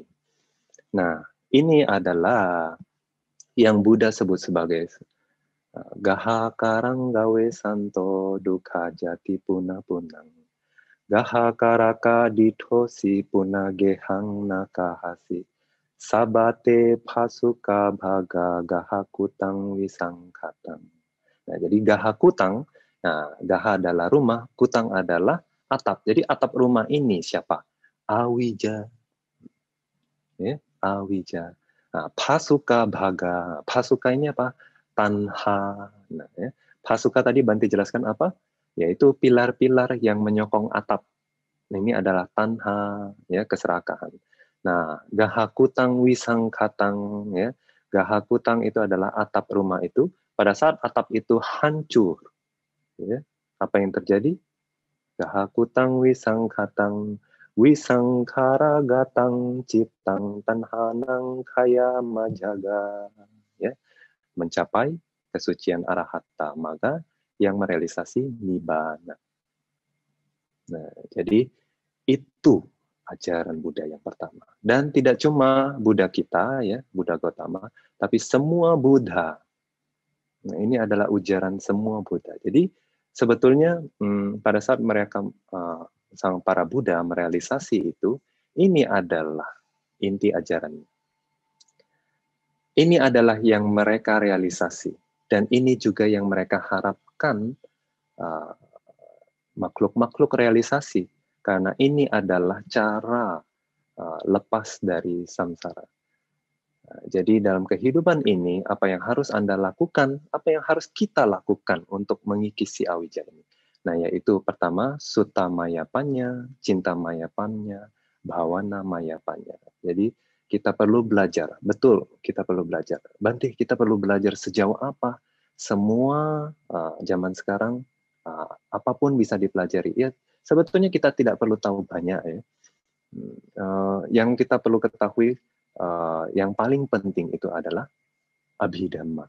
Ya, karena abhidhamma itu adalah, kalau di pengklasifikasian Tipitaka, itu sering dijelaskan bahwa abhidhamma itu sebagai panyasika, ya, latihan panya. Ya, tapi waktu kita mempelajari teori abhidhamma pun, itu akan merubah samadhi, akan merubah cara pandang kita terhadap dunia. Ya. Karena sebetulnya abhidhamma itu adalah kebenaran mulia. Ya. Para mata dhamma yang semua diajarkan di dalam abhidhamma itu, kebanyakan hampir semuanya itu adalah para mata dhamma. Dan itu adalah rahasia dunia, rahasia alam. Terlepas siapapun Anda, terlepas dimanapun Anda tinggal, terlepas Anda itu dewa, atau hantu, atau hewan. Ya. Tidak terlepas dari hukum alam ini. Itu adalah abhidhamma. Oleh sebabnya dia disebut sebagai abhi, ya, lebih tinggi. Dhamma adalah kebenaran. Nah, pada saat kita mempelajari abhidhamma, ya, nah kita perlu renungkan di dalam kehidupan sehari-hari. Tidak hanya sebagai teori kita ngapain menghafalin cita ada 89, cetasika ada 52, rupa ada 28. Nah, lalu untuk apa? Untuk apa kita tahu cita ada 89? 89-nya tidak penting, tapi memahami bahwa kita memiliki bentuk-bentuk cita seperti itu yang lebih penting. Dan yang lebih penting lagi adalah penyebabnya apa. Nah, pada saat kita belajar cita withi, ya, nah itu di bagian Wothabana, ya, atau di bagian Manudwara Wajana, itu adalah yoniso manasikara atau ayoniso manasikara yang akan menghasilkan kusala jawana atau akusala jawana. Nah, jadi kalau kita memahami itu, oh di momen itu, ya, di momen pada saat batin itu kontak dengan objek, kita perlu memiliki yoniso manasikara, kita perlu memiliki sati, kita perlu tahu manasikara apa. Iya, yoniso manasikara kita sudah tahu, tapi bagaimana kita aplikasikan? Nah, itu kita perlu beberapa sutta, ya, yang cara mengajarkan yoniso manasikara, kemudian abhidhamma, kita perlu tahu proses batin kita dan jasmani kita. Nah, semakin kita tahu, kita akan bisa semakin melepas. Nah, itu cinta mayapanya kita harus renungkan di dalam kehidupan sehari-hari. Nah, pada saat kita menemukan realitas-realitas itu di dalam kehidupan sehari-hari, itu akan memberikan samvega. Itu akan memberikan trauma-trauma yang baik, ya. Trauma-trauma yang sehat, yang membuat kita itu berubah jadi cara pandangnya. Nah, dari cara pandang yang berubah, yang benar, itu pikiran kita berubah. Kita menjadi umat Buddhis yang berbeda. Tidak 10 tahun sudah Buddhis, tapi tidak berubah-berubah. 10 tahun sudah Buddhis tapi kilesa makin banyak. Nah, itu tidak seharusnya terjadi. Berarti Anda sebetulnya menjadi Buddhis itu tidak sungguh-sungguh memahami ajaran Buddha. Okay? Nah, kemudian kalau Anda sudah cinta mayapanya, nah samvega itu sudah embedded gitu ya, sudah mendarah daging di dalam diri Anda, pasti Anda akan merasa, pasti Anda akan memiliki timbul prioritas untuk mengembangkan batin ini lebih ke arah yang lebih tinggi.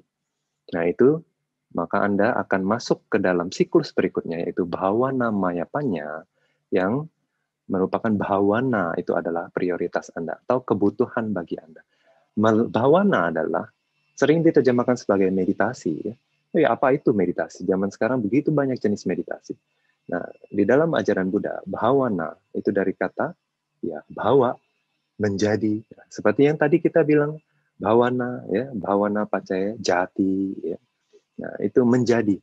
Tapi di sini ya, bhavana itu adalah development, atau sering terjemahan yang cantik itu adalah mental culture, ya, membudayakan batin atau mengembangkan batin. Ya. Nah, kalau pengklasifikasian ajaran Buddha sebagai sila, samadhi, panya, ya, bhavana masuk dalam samadhi dan panya. Nah, tapi kalau dalam 10 kiryawatu, ya, 10 landasan perbuatan bajik, nah itu Anda mungkin hanya ada bhavana atau di 7 kama, ya. Nah, itu selain dana dan sila, ya di 10 itu, 8 semuanya itu termasuk dalam kategori bhavana. Ya. Nah, termasuk pelimpahan jasa, termasuk memberikan dhammatok, itu adalah bhavana. Loh, kenapa Bante? Kok kenapa disebut sebagai meditasi? Nah, makanya Bante bilang, meditasi itu mungkin terlalu spesifik. Orang berpikir bahwa meditasi itu adalah duduk, memejamkan mata, berusaha fokus. Gitu. Tapi enggak, semua latihan batin itu adalah bhavana. Bahkan meta bhavana, ya, pengembangan meta tidak hanya waktu meditasi, tapi dari ucapan dan perbuatan. Ya. Kemudian khanti, ya, sabar. Nah, itu adalah bhavana. Gitu. Ya. Nah, jadi oleh sebab itu tidak ada alasan bahwa Bante saya tidak bisa meditasi. Tapi kamu bisa bhavana, gitu kan? Berarti sebetulnya sesungguhnya kamu bisa melakukan bhavana di mana saja, gitu. Nah, jadi bhavana ini penting, ya. Jadi bhavana mayapanya itu nanti akan membawa level samadhi kita atau pandangan benar kita ke level yang lebih tinggi, perealisasian yang lebih jelas, yang lebih dalam. Nah, realisasian ini pada saat mereka terakumulasi dan memiliki momentum yang sangat kuat, nah itu akan membentuk jenis trauma berikutnya. Nah, yaitu kalau kalian tahu di bagian Vipassana Nyana, levelnya itu ada Bhanga Nyana, ya. Pada saat melihat bahwa Sangkhara Dhamma itu semuanya lenyap, nah itu akan muncul bahaya nyana. Itu apa? Danger, merasa berbahaya. Merasa bahwa tidak ada tempat berlindung bagi saya. Jadi berbahaya. Semua Sangkhara Dhamma ini berbahaya. Nah, kemudian dari rasa berbahaya itu akan muncul apa? Nibida, adinawa, ya. Adinawa artinya takut. Jadi dia kayak teror, gitu ya. Merasa seperti diteror. Nah, ini sama seperti trauma, bukan? Sama seperti pada saat Anda merealisasi samvega. Anda merasa takut, Anda merasa insecure, ya. Anda merasa tidak aman. Karena Anda melihat semuanya lenyap. Kalau Anda melihat semuanya hancur di sekitar Anda, apakah Anda akan merasa nyaman? Apakah Anda merasa itu bahasa Myanmarnya. Oke. Apakah Anda merasa sebagai santai-santai saja gitu kan? Tidak bisa. Anda pasti akan merasa takut. Ya. Nah, anyway, ya, apapun yang terjadi tidak bisa dihindari pula, ya, karena itulah kebenarannya. Jadi biasanya kita akan terus mendorong meditator, kita memotivasi meditator untuk melihat lagi, terus saja lihat terus, berusaha memahami, berusaha menerima kenyataan bahwa sesungguhnya itu adalah kebenaran yang tidak bisa terhindari. Nah, itu. Jadi akan muncul lagi misalnya nibidanya. Nibida nyana itu adalah ketidaktertarikan. Muncul rasa muak, bosan gitu dengan sangkara dhamma ini gitu. Nah, kemudian mucitu kamyata, ya, keinginan untuk terbebas dari ini, ya, karena muak gitu. Lalu nanti sangkarupekanya, karena sudah mulai matangkan kebijaksanaannya, karena nggak bisa terhindari bahwa memang inilah kenyataan yang harus dia berusaha terima, ya, dia akan pelan-pelan UPK, melepas gitu, bahwa tidak lagi muak tapi UPK, ya. Nah, pada saat batinnya UPK, dia akan mulai stabil. Nah, pada saat dia stabil, ini adalah waktu yang tepat dia merealisasi dhamma yang lebih tinggi. Nah, jika dia tidak memiliki kemelekatan apapun ya terhadap kehidupan yang baru atau sangkara dhamma, ya, maka batinnya akan merealisasi asangkata dhatu, ya, yaitu adalah fenomena yang tidak terkondisi, yang bukan nama, yang bukan rupa, yang bukan fenomena batin, juga bukan fenomena materi. Itu adalah nibbana. Nah, pada saat itu, jadi trauma-trauma itu ya berakumulasi, ya, kemudian menjadi sebuah momentum pada saat kebijaksanaannya mulai ranum, mulai matang, itu akan mendorong pada saat batinnya sudah cukup stabil, itu akan merealisasi the peaceful dhamma, ya, yaitu nibbana, santi sukha, kebahagiaan dari kedamaian. Itu adalah nibbana. Nah, jadi kita sudah tahu, ya, kita sudah bahas dari gatha pertama yang Buddha ajarkan itu sampai caranya, ya, yang Buddha lihat, yang Buddha ingin kita lihat, itu adalah dari awal misionaris Buddha, itu kita berterima kasih, ya, karena kepada Bante Ananda, ya, yang sudah merekod, ya, yang mencatat dengan ingatannya yang luar biasa ajaran-ajaran Buddha. Sebetulnya pada saat itu semua Buddha sendiri, belum punya murid, siapapun tidak ada, ya, pada saat mengajarkan Udanang ini, ya, pada saat menguncarkan kebahagiaan ini. Tetapi karena Bante Ananda dengan antusias mempelajari semua ajaran Buddha, Buddha mengulang kembali ke Bante Ananda, yang Bante Ananda lestarikan untuk kita, untuk umat-umat Buddha. Nah, jadi sampai di sini ajaran dari semua Buddha, ya, ajaran pertama dari Sang Buddha yang disampaikan oleh Bante Nyanukangsa, ya. Jadi ceramah Dhamma hari ini kita selesaikan di sini. Jadi apakah ada sesi berikutnya, host? Ya, sadu, sadu, sadu. Sadu, sadu. Terima kasih atas dhamma yang telah dipaparkan, Anumodami Bante. Sungguh indah dhamma Sang Buddha. Rasa bahagia Bante mendengarkan uraian dhamma. Sahabat dhamma yang berbahagia, kita masuk ke sesi tanya jawab, ya, untuk menambah pemahaman dhamma kita semua. Silakan sahabat dhamma yang ingin bertanya dapat bertanya langsung dengan klik di tombol partisipan, kemudian klik nama Anda dan klik raise hand. Nanti panitia akan bantu untuk meng-unmute dan untuk start videonya. Silakan sahabat dhamma yang ingin bertanya. Atau sahabat dhamma juga bisa bertanya atau chat langsung ke host. Ya, nanti chat ke host, nanti kami akan bacakan pertanyaannya. Oke, belum ada pertanyaan. Bante, ada pertanyaan masuk, Bante? Ya, silakan. Oh, sebentar. Ini Cik Mahdalena sudah resen. Sebentar. Cik Mahdalena, bentar.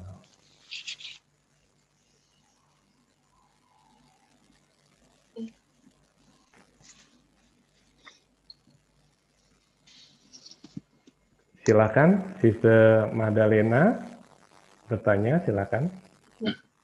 Wadami Bante. Ya. Ya Bante, Maaf Bante, tadi di awal Dhamma Talk Bante sempat menceritakan tentang seorang biku yang melihat kembali kelahiran sebelumnya, dan Bante mengatakan akan mengaitkannya dengan Paticcasamuppada, tapi sepertinya belum disampaikan ya Bante. Maaf Bante. Oke, itu yang paling menarik ya sesungguhnya dari cerita ini ya. Ya, jadi pertama-tama kita tahu ya waktu dia tenggelam ya, dia sangat tersiksa dengan rasa dibacok ya kepalanya. Nah, di kehidupan ini jadi dia dari lahir punya tanda di kepalanya, dibacokkan itu ya. Nah, kemudian dia jadi meditator, dia bisa merealisasi Dhamma. Nah, itu waktu dia melakukan kebajikan ya, berdana kepada sangga. Nah, dia punya aspirasi. Nah, aspirasinya itu adalah menjadi manusia gitu ya. Jadi pada saat itu, nah keinginan dia menjadi manusia itu adalah sebetulnya bahwa tanha. Nah, itu adalah tanha ya. Jadi tanha itu dikisari oleh awija, ketidaktahuan bahwa sesungguhnya tidak ada manusia. Gitu. Yang ada hanyalah nama rupa. Nah, kemudian awija, tanha, sangkara. Nah, sangkara adalah kama baik yang dia lakukan, yaitu apa?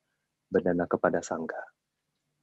Nah, kemudian adalah awija, tanha, sangkara, kama ya.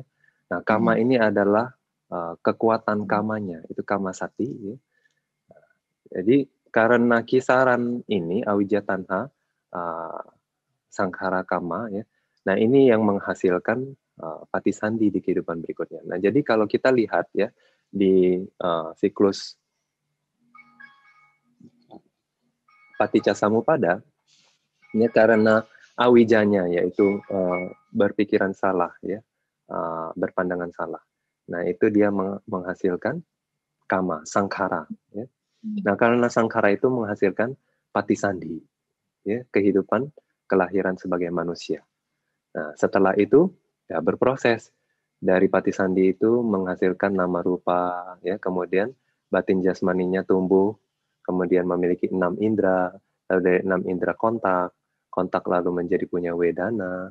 Nah, kalau dia masih punya itu tanha, upadana, dan mengembangkan bahwa ya kama baik dan kama buruk lagi ya, nah itu akan terus berproses paticcasamupadanya.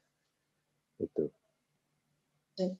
Berarti dalam hal ini bawanya itu lebih ke kama bawanya sebagai penyebab juga ya Bante, bukan bawa yang tadi menjadi gitu ya Bante? Ya, bawanya itu kalau bawa itu berarti kama yang di masa sekarang. Kalau sangkara yang di samping awija, ya, di skema kedua itu dari masa lampau. Nah, sebetulnya kama, ya, sangkara juga kama, ya, kama baik, kama buruk. Bawa juga kama baik atau kama buruk. Gitu. Baik. Terima kasih Bante. Ya.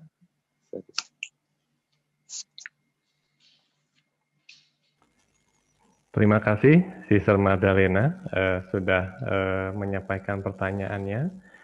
Selanjutnya, Bante, ada pertanyaan melalui chat di Zoom yang ditujukan ke host. Pertanyaannya dari Sister Susiwati Tan. Pertanyaannya adalah, bagaimana dengan karma orang yang kleptomania? Dia senang pada proses mencurinya, tapi tidak butuh barang yang dicurinya. Pertanyaannya gimana? Pertanyaannya menanyakan kleptomania sebagai bagaimana kama. dengan karma orang yang kleptomania? Kamanya, Bante. Bagaimana dengan karma orang yang kleptomania? Dia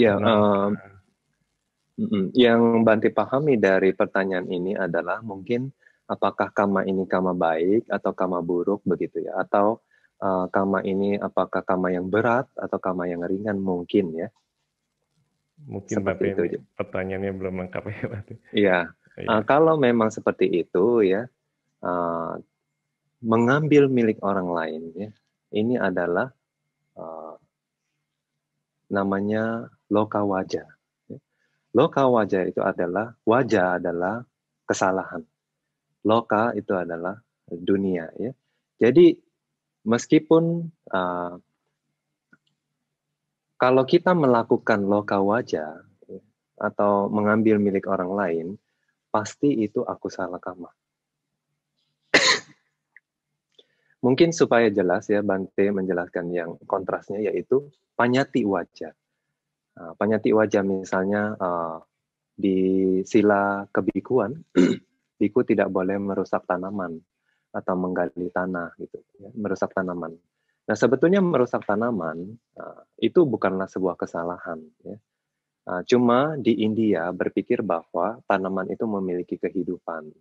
Nah, karena Buddha sendiri menyebarkan Dhamma di India, maka pada saat itu daripada Sangha atau Buddha disalahkan oleh umat-umat di India, itu tidak baik untuk mereka. Jadi Buddha menurunkan sila bahwa biku tidak boleh merusak tanaman. Ya. Nah, kalau cara pandang orang India berarti membunuh tanaman. Nah, tapi sebetulnya secara paramatha dhamma, tanaman tidak memiliki jiwita, tidak memiliki daya hidup. Ya. Jadi merusak tanaman pun bukan berarti menghancurkan kehidupan. Ini disebut panyati wajah karena menjadi sebuah sila atau menjadi sebuah moralitas itu karena hak dari Sang Buddha menurunkan peraturan bagi para biku. Gitu.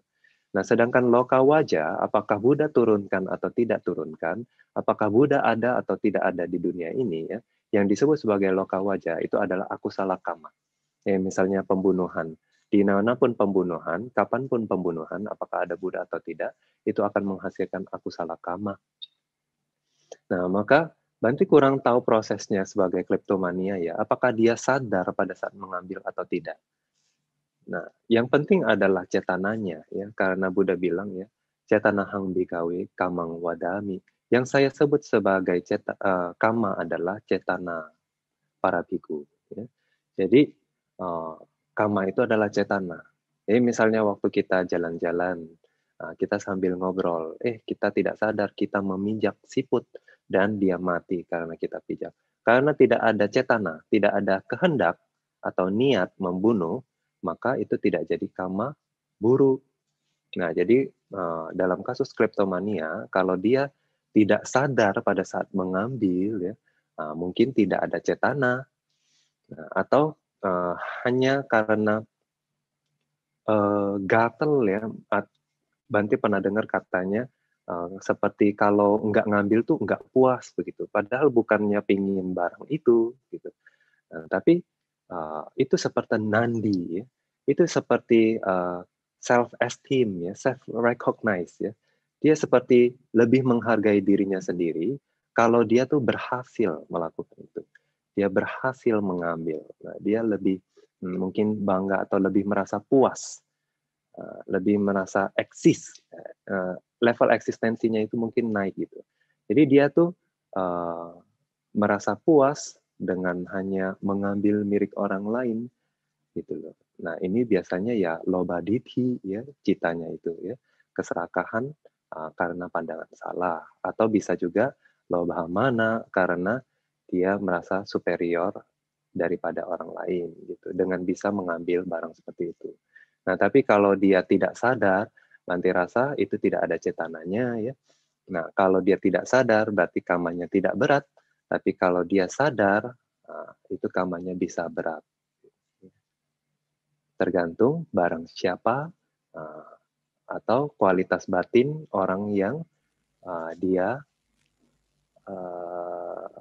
rugikan, gitu ya. Nah, itu mungkin Bante harap bisa menjawab pertanyaannya ya. Ya, sadu. Terima kasih Bante. Ya. Selanjutnya sudah ada yang bertanya lewat Zoom langsung, sudah resen. Silakan Brother Hartono untuk unmute dan start video. Ya. Ya. Mohon maaf, Brother Hartono termute ya. Ya, silakan diulang. Bante mau nanya, di dalam Patita Samappada kan yang sebelumnya kan ada winyana sama nama rupa.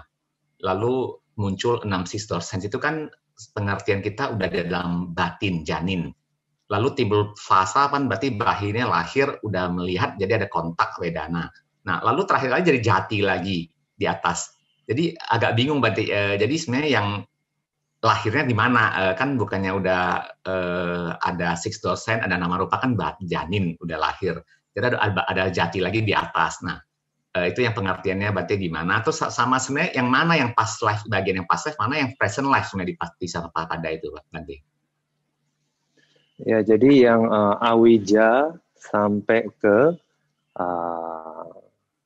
winyana ya. Awija pacaya sangkara, sangkara pacaya winyana ya. Jadi awija dan sangkara itu past life. Oke, karena awija di past life ya. Kemudian dia melakukan kama baik atau kama buruk di past life ya, di kehidupan sebelumnya. Lalu muncul winyana, patisandi winyana di kehidupan sekarang. Nah, dari patisandi winyana menghasilkan nama rupa, salayatana. Nah, phasa di sini bisa mulai dari janin ya. Misalnya sudah mulai mendengar suara. Nah, kalau pada saat salayatananya sudah komplit gitu ya, janin juga bisa mendengar, bisa merasakan sentuhan, bisa merasakan panas ya, tidak nyaman dan lain-lain. Nah, itu sudah phasa. Nah, ini juga salayatana di sini bisa juga terus berkembang kan salayatana ini di dalam kehidupannya. Kadang bisa menjadi semakin sensitif dan lain-lain ya, terus berkembang. Jadi di setiap momen kamaja rupa itu kan terbentuk ya. Karena salayatana indra ini adalah kamaja rupa atau fenomena materi yang dihasilkan oleh kekuatan kama. Nah, jadi juga dari indra-indra ini di sepanjang kehidupan kita akan menemukan banyak kontak. Jadi setelah kontak itu banyak merasakan perasaan, pengalaman ya, dari kontak. Nah, dari pengalaman itu muncul ya nafsu lalu muncul kemelekatan, dan dari kemelekatan itu lalu melakukan kama buruk dan kama baik lagi. Nah, tentunya sebagai makhluk yang sudah bisa melakukan kama dari ucapan, perbuatan maupun pikiran. Nah, karena kama-kama itu ya, nah ini kama ini adalah bhawa. Jadi sudah dibawa kan karena kemelekatan, lalu dia mengusahakan. Dalam mengusahakan itu dia melakukan kama-kama lagi yang baru. Nah, kama-kama ini pada saat memiliki potensi untuk menghasilkan suatu kelahiran yang baru, maka terjadilah jati lagi. Nah, jadi sampai ke bawah itu adalah present life. Jadi kehidupan sekarang. Nah, nanti jati itu sudah ke masa depan. Jadi terlahir di masa depan. Nah, baru mati lagi, meninggal gitu kan. Oke, thank you Bante. Berarti jati masa depan ya. Jadi ada 3 masa Bante itu ya. Iya, jadi masa lampau, jati, jara, marana, masa depan. Oke. Thank you Bante. Ya, Sadu. Bante, waktunya 4 menit lagi Bante menuju jam 4. Ada satu yang ingin bertanya langsung lewat Zoom, Bante sudah raise hand. Bagaimana Bante? Bisa, boleh. Satu lagi Bante ya. Oke, baik. Iya. Silakan Brother Robin untuk di unmute dan start video. Silakan. Oke, ya terima kasih Ko Eko. Selamat sore Bante. Nama saya Robin Bante dari Pontianak. Bante, saya punya 2 pertanyaan. Suara saya terdengar nggak ya? Oke, terdengar. Oh ya, oke. Ini Bante mengenai ini kan apa? Jadi syair aneka jati ini kan disebut sebagai ajaran pertama ya Bante ya. Saya ingin bertanya itu, saya pernah mendengar argumen misalnya bahwa ada udana tertentu misalnya yang kayak Patama Bodhisutta gitu di udana itu. Walaupun itu merupakan salah satu kayak ujaran pertama dari Buddha, itu tidak bisa dianggap sebagai ajaran pertama karena pada saat itu belum ada orang yang tercerahkan dari mendengar perkataan tersebut, Bante. Jadi dalam kasus yang syair Aneka Jati ini saya rasa kondisinya sama gitu ya, karena kan belum ada pendengar dan belum ada yang tercerahkan. Jadi apakah ini bisa disebut sebagai ajaran pertama, Bante? Atau mungkin lebih cocok kita sebut sebagai kayak ujaran pertama gitu. Sebenarnya yang paling penting tentu saja tetap intisari dalamnya. Hanya saya agak penasaran aja kalau secara teknis gitu, Bante, pengkategoriannya. Lalu yang pertanyaan kedua itu soal wibawa tanha ya, Bante. Saya masih agak kurang mengerti gitu ya, Bante ya. Karena kan wibawa itu artinya kayak tidak menjadi dan jadi nafsu untuk tidak menjadi gitu ya, Bante. Kalau secara umum kan itu rasanya agak sulit dinalar gitu ya, bahwa kita kan memang kecenderungannya ya pengen menjadi gitu. Walaupun kasusnya itu mungkin kayak orang yang tidak ingin hidup lagi kayak gitu, segala harapan mungkin setelah mati dia bakal bahagia gitu. Tetapi apakah artinya hanya sebatas itu saja atau ini tanha yang kayak apakah ada makna lebih dalam lagi gitu, Bante? Ya, itu aja, Bante. Terima kasih, Bante. Jadi untuk yang pertanyaan pertama ya, apakah ini sebuah ajaran yang pertama ya? Di dalam Tipitaka disebut sebagai Padhama Buddha Wacanang. Ya. Padhama Buddha Wacanang disebut sebagai yaitu Aneka Jati. Ya. Terus yang terakhir ajaran Buddha itu adalah yaitu Apamadena Sampadeta. Ya, yang terakhir Wayo Sangkara Dhamma itu yang pada saat Buddha Parinibbana itu ya. Nah jadi pada saat Buddha menjelaskan di Mahaparinibbana Sutta itu saja ya. Pada saat Buddha menjelaskan Apamadena Sampadeta juga tidak ada makhluk yang merealisasi. Jadi setelah Mahaparinibbana Sutta mungkin ada yang merealisasi. Tapi Gatha itu sendiri tersebut dijelaskan sebagai ajaran Buddha yang terakhir. Gitu. Nah jadi dan sebetulnya ini bukan ajaran Buddha Gautama saja gitu ya. Nah tapi jadi ajaran Buddha tidak di semua ajaran Buddha itu kan semua makhluk merealisasi dhamma ya. Misalnya di Sacaka Sutta, Sacaka sendiri tidak merealisasi dhamma. Gitu ya. Maksudnya perealisasian dalam tingkat pencerahan ya, nggak ada. Nah, ya, misalnya ada di beberapa sutta yang lain juga hanya biar orang mengambil sila, hanya biar orang menjadi tisarana, mengambil tisarana gitu ya. Jadi bukan berarti kalau yang bisa mencerahkan makhluk saja yang lalu dikategorikan menjadi ajaran Buddha. Nah, kalau kita sekarang sudah dijelaskan kembali oleh Bhante Ananda juga ini jadi salah satu ajaran Buddha gitu ya. Buktinya di dalam Dhammapada dia dimasukkan sebagai satu cerita ya di Dhammapada itu Udana Wadhu. Ya. Jadi kita bisa bilang ajaran Buddha yang pertama itu Aneka Jati dan Bante ingat sekali waktu pertama kali Bante ke ITBMU ya. Itu kita yang diajarkan adalah Aneka Jati Samsara ya. Dijelaskan sebagai Padhama Buddha Wacana ya. Nah, kemudian untuk pertanyaan yang kedua ya soal wibawa tanha ya, itu adalah keinginan untuk tidak menjadi. Ya. Ini landasannya Bante sudah jelaskan, ini karena uceda dithi. Ya. Karena pandangan salah bahwa setelah makhluk meninggal itu ya sudah tidak ada apa-apa. Itu.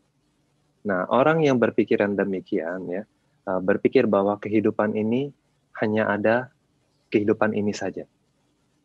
Samsara itu ya, mereka tidak ada pengertian samsara. Jadi samsaranya mereka itu hanya kehidupan ini saja. Nah, mereka datang tidak ada sebabnya, mungkin percaya bahwa mereka diciptakan oleh sesuatu, gitu. Atau bahkan tidak ada sebab tiba-tiba datang. Ada juga pandangan seperti itu, ya. Nah, lalu kalau sudah menyelesaikan kehidupan ini pun tidak memiliki kehidupan yang baru, tidak menjadi apapun. Nah, ini juga sejenis wibawa tanha. Jadi orang-orang yang tidak menginginkan kehidupan pun bisa sebetulnya menginginkan untuk tidak hidup, gitu loh. Ya, misalnya orang yang bunuh diri karena kecewa dengan kehidupan ini, berpikir bahwa dengan bunuh diri lalu udah kalau tidak ada tubuh ini maka penyakit hilang semua gitu. Jadi kamawipakanya enggak berbuah lagi gitu. Nah, jadi ya ini juga sejenis wibawa tanha, keinginan untuk dia tuh terjadi membenci kehidupan, membenci suatu eksistensi gitu. Jadi dia berpikir bahwa setelah kehidupan ini tidak ada kehidupan yang lain lagi. Ini juga wibawa tanha ya, uceda dithi. Nah juga dia berpikir bahwa saya tidak ingin terlahir lagi. Nah tapi karena bukan disokong atau dilandasi oleh hukum sebab akibat, maka ini juga masuk kategori wibawa tanha. Oke, Bante. Sangat jelas sekali, Bante. Terima kasih, Bante. Semoga Bante senantiasa sehat dan bahagia, Bante. Aduh. Terima kasih, Brother Robin. Ya. Terima kasih, Ko Eko. Ya, aduh. Bante masih ada 5 pertanyaan lewat chat, Bante. Waduh. Bagaimana, Bante? Mau lanjut atau kita tampung, Bante? Ya, kita tampung ya. Mungkin kita masukkan ke yayasan. Nanti Bante akan lihat ya pertanyaan yang kira-kira akan bermanfaat untuk kemajuan batin. Nah, kita akan bahas mungkin di sesi berikutnya ya, mungkin dengan sesi tanya jawab yang lebih panjang. Sadu. Terima kasih Bante Hanumodami. Terima kasih sahabat Dhamma yang sudah berpartisipasi dalam sesi tanya jawab. Semoga semakin menambah pemahaman Dhamma kita semua. Sadu. Sahabat Dhamma, mari kita bersama beraspirasi, bertekad dengan kebajikan yang telah kita lakukan ini. Semoga ajaran Buddha bertahan lama dengan menyebutkan Buddha Sasanang Cirang Titatu sebanyak 3 kali. Mari kita ucapkan bersama-sama. Buddha Sasanang Cirang Titatu. Buddha Sasanang Cirang Titatu. Buddha Sasanang Cirang Titatu. Sadu.